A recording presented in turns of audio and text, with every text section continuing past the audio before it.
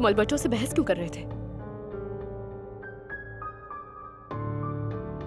ये सवाल तो तुम्हें उससे ही पूछना चाहिए ना। क्या उसने तुम्हें नहीं बताया? हाँ उसने बताया, लेकिन मुझे तुम्हारे मुंह से सुनना है।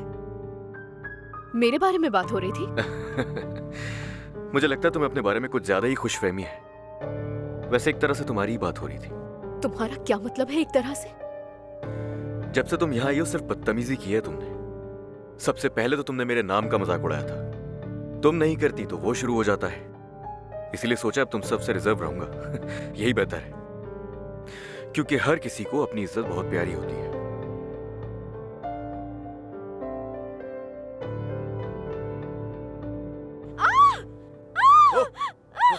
रुको रुको रुको। ओहो, तुमने कहा था ये ट्रेंड है। कंट्रोल करो इसे लीना। जाओ। ट्रेंड है लेकिन कभी कभी गुस्सा आ जाता है ऐसे। खैर तुम्हारा नीचे उतरना ही अभी बेहतर है। ये हॉर्स नहीं चलेगा। मैं दोबारा इस पर नहीं बैठूंगी, ये बहुत खतरनाक है। कोई पुराना हॉर्स ढूंढो। ठीक है, ढूंढ लूंगा। Like and subscribe.